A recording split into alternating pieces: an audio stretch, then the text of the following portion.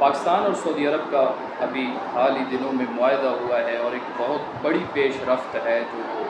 ان دنوں کے اندر سامنے آئی ہے، اور یہ معاہدہ بہت اہمیت کا حامل ہے پوری امت کے لیے بھی، پاکستان کے لیے بھی، اور خصوصاً جو ہے وہ مشرق وسطیٰ کے لیے اس کی ایک بہت زیادہ اہمیت ہے جو ہمارے سامنے آئی ہے۔ سب سے پہلی بات، اگر قطر کے معاملے کو سامنے رکھا جائے اور دوسرا جو نیتن یاہو تھا اس کا جو بیان تھا کہ ہم گریٹر اسرائیل پر کام کر رہے ہیں، اس کو سامنے رکھا جائے تو اس کے لیے یہ جو معاہدہ ہے یہ ایک نئی، آپ گویا ایسے کہیں کہ صدی کی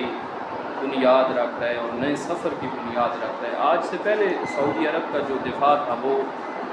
امریکہ کے پاس تھا، امریکہ دفاع کرتا تھا، کیا پیسے لیتا تھا اور اس کے بدلے میں وہ کہتا تھا جی میں دفاع کروں، جس کے لیے سعودی عرب اس سے بہت زیادہ جو پیسے وغیرہ یا جو بھی دولت دیتا اور اس کو اپنے اڈے بھی دیے۔ لیکن اب یہ جو معاہدہ ہوا ہے، اس معاہدے کی خاص بات یہ ہے کہ یہ معاہدہ امریکہ کو پتہ ہی نہیں تھا، اور سائن ہونے کے بعد یہ پتہ چلا کہ معاہدہ ہو گیا، تو یہ دونوں ملکوں کے عوام کے لیے جو ہے وہ ایک خوشائن بات بھی ہے، اور اس سے میں سب سے بڑی بات یہ ہے کہ اب جو ہے دو جو ہمارے دشمن تھے نا ان کی بربادی ہے۔ سب سے پہلا انڈیا ہے اور نمبر 2 اسرائیل ہے۔ انڈیا اور اسرائیل، اب معاہدہ یہ ہوا کہ ایک ملک پہ جو حملہ ہے وہ دوسرے ملک پہ ڈائریکٹلی حملہ سمجھا جائے گا۔ اب اگر انڈیا پاکستان پر حملہ کرتا ہے تو گویا اس نے سعودی عرب پر حملہ کیا، اور سعودی عرب پر حملہ کرنا اس کا مطلب یہ ہے کہ سعودی عرب جتنے بھی انڈین شہری ہیں سب کو بے دخل کر دے گا، اور جتنی ان کے پاس اس نے انویسٹمنٹ کی ہے وہ ساری ضائع ہو جائے گی۔ اور اگر اسرائیل جو ہے وہ سعودی عرب پہ حملہ کرتا ہے جس طرح کہ اس نے قطر پر کیا، تو اس کا بھی نقصان ہوگا کہ پاکستانی افواج اب قانونی طور پر سعودی عرب کے دفاع کا حق رکھتی ہیں، اور وہ انشاءاللہ کچھ ہی وقت میں اسرائیل کو لپیٹ لینے کی صلاحیت جو ہے وہ پاکستانی فورسز کے پاس موجود ہے کہ وہ کچھ ہی وقت کے اندر اسرائیل کو لپیٹ سکتی ہیں۔ گویا اب پاکستان جو ہے وہ عالم اسلام کا ایک وہ ملک بن چکا ہے جس کی طرف دیکھا جاتا ہے،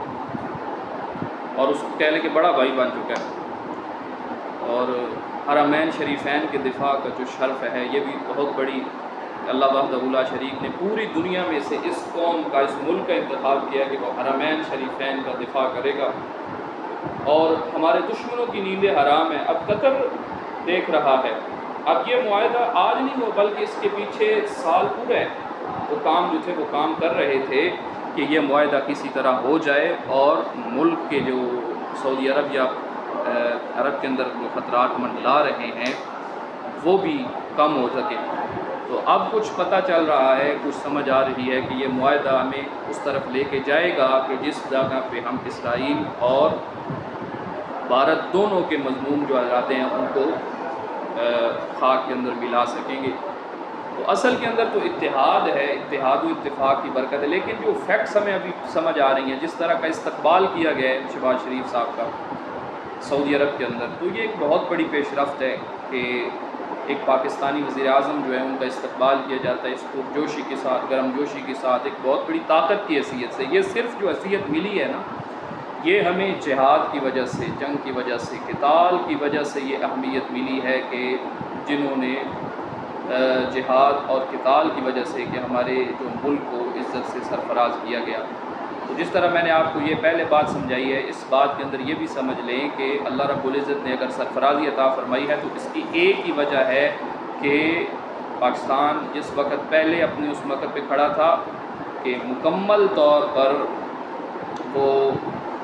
گرفت کے ساتھ، مکمل طور پر حمیت اور غیرت کے ساتھ اس نے حملہ کیا، اس کی وجہ سے آج دنیا اقوام عالم کے اندر اس کو اچھی نگاہ سے دیکھا جاتا ہے۔ ہمارا تو پہلے روز اول سے یہی موقف رہا ہے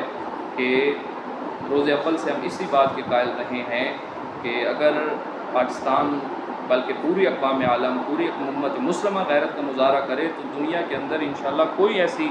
جگہ نہیں ہے جہاں پہ ان کو عزت اور سلامتی کے ساتھ نہ دیکھا جائے۔